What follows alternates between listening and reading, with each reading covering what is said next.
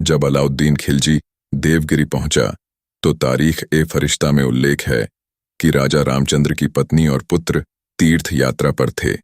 हालांकि इतिहासकार किशोरी शरण लाल के अनुसार देवगिरी राजा रामचंद्र देव के पुत्र सिंहण देव होयसला पर विजय करने के लिए देवगिरी के अधिकतम सैन्य टुकड़ी अपने साथ अपने सैन्य अभियान पर ले गए थे। एवं यह भी संभव है कि अलाउद्दीन खिलजी को इस तथ्य की जानकारी हो, इसीलिए उसने सैन्य अभियान के लिए यह समय चुना हो। और चूंकि देवगिरी की सर्वश्रेष्ठ सेना राज्य में नहीं थी, इसलिए राजा रामचंद्र अलाउद्दीन खिलजी का विरोध करने के लिए केवल एक बार 2-3 हजार सैनिकों के साथ प्रयास किया था, जब अलाउद्दीन खिलजी की सेना देवगिरी से 2 कोस दूर थी। उसके बाद राजा रामचंद्र ने देवगिरी के दुर्ग से रक्षात्मक रूप से लड़ने का निर्णय किया, जिसे दुर्ग को तब अभेद्य माना जाता था क्योंकि किला 600 फीट ऊंची शंकु आकार की पहाड़ी पर स्थित था, जिसका मार्ग खड़ी चढ़ाई का होने के कारण अत्यंत दुर्गम था। राजा रामचंद्र ने खिलजी की लंबी घेराबंदी के लिए तैयारी आरंभ कर दी एवं वे लंबी घेराबंदी का सामना करने के लिए किले में बड़ी मात्रा में भोजन और अनाज इकट्ठा करने लगे। परंतु जब राजा रामचंद्र किले में चले जाते हैं तो देवगिरी के नगर एवं ग्रामों की रक्षा के लिए अधिक सेना नहीं बची थी और इसलिए अलाउद्दीन खिलजी के लिए उन्हें लूटना सरल हो गया, जिसमें उसने अनेकों नागरिकों की निर्मम हत्याएं की। व्यापारियों को लूट लिया गया, 40 हाथी और 1000 घोड़े भी लूट लिए गए। एक ओर जहां अलाउद्दीन खिलजी नगरों को लूट रहा थी, नागरिकों का नरसंहार कर रहा था, वहीं दूसरी ओर अलाउद्दीन खिलजी ने यह अफवाह फैलवा दी कि उसकी सेना दिल्ली की विशाल सेना की केवल अग्रिम पंक्ति है, जिसमें 20,000 घोड़े हैं, और इस दिल्ली शाही सेना का उद्देश्य केवल देवगिरी पर कब्जा करना नहीं है, बल्कि पूरे दक्कन पर मुकम्मल फतह करना है। तब राजा रामचंद्र देव ने अलाउद्दीन खिलजी को संदेश भेजा कि इस देश पर आक्रमण करने का तुम्हारा निर्णय अविवेकपूर्ण है। सौभाग्य से तुमने नगरों को असुरक्षित पाया और लूट लिया, किंतु शायद तुम यह नहीं जानते कि दक्षिण के राजाओं के पास असंख्य सेनाएं हैं जो तुम्हें यहां से वापस लौटने नहीं देंगी। स्मरण रहे, मालवा गोंडवाना खानदेश भी तुम्हारे मार्ग में है,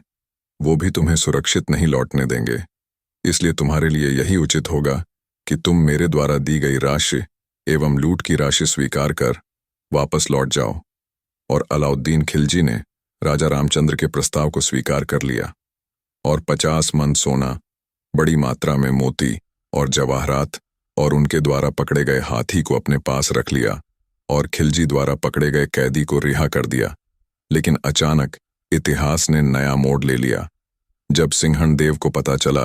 कि अलाउद्दीन खिलजी ने देवगिरी पर आक्रमण कर उसे लूट लिया है और उसके पिता और अलाउद्दीन खिलजी के मध्य संधि हो गई है, तो शीघ्र ही वह देवगिरी लौटने लगा एवं उसने संधि का विरोध करना शुरू कर दिया और अलाउद्दीन खिलजी को संदेश भेजा कि जो कुछ भी तुमने लूटा है उसे वापस कर दो। जब अलाउद्दीन खिलजी ने ऐसा संदेश सुना तो वह आग बबूला हो गया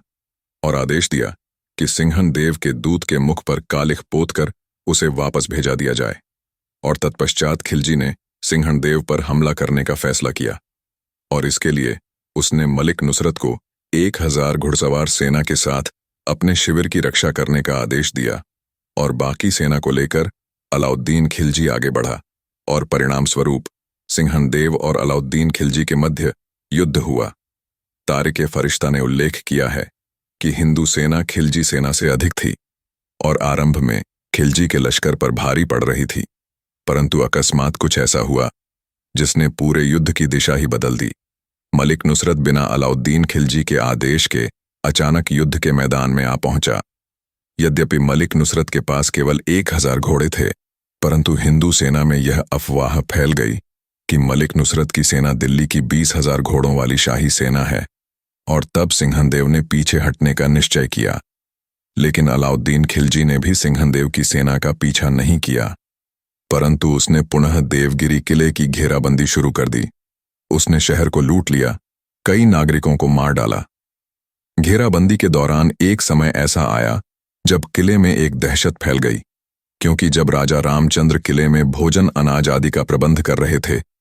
तो उनके कर्मचारी किले के अंदर अनाज के बोरे होने का विश्वास करते हुए नमक के बोरे ले आए थे। जब राजा के कर्मचारियों को पता चला कि लगभग 2-3 हजार बोरों में अनाज के स्थान पर नमक है, तो वे हतोत्साहित हो गए कि बिना अनाज के लंबी घेराबंदी का सामना कैसे किया जाएगा। तब राजा रामचंद्र ने एक ओर तो कुलबुर्गा, मालवा, तेलंगाना खानदेश को सहायता के लिए संदेश भेजा और दूसरी ओर अलाउद्दीन खिलजी को भी संदेश भेजा कि जो कुछ घटित हुआ है वह मेरे पुत्र के कारण हुआ है, इसमें मेरा कोई हाथ नहीं है। लेकिन अलाउद्दीन खिलजी ने उनकी बात पर विश्वास नहीं किया और खिलजी और राजा रामचंद्र देव के मध्य अनेकों पत्राचार के पश्चात अंत में शांति समझौता हुआ, जिसमें तारीख-ए-फरिश्ता के अनुसार अलाउद्दीन खिलजी को 600 मन मोती, 2 मन हीरा, माणिक, पन्ना और नीलम, 1000 मन चांदी, 4000 रेशम के टुकड़े दिया गए।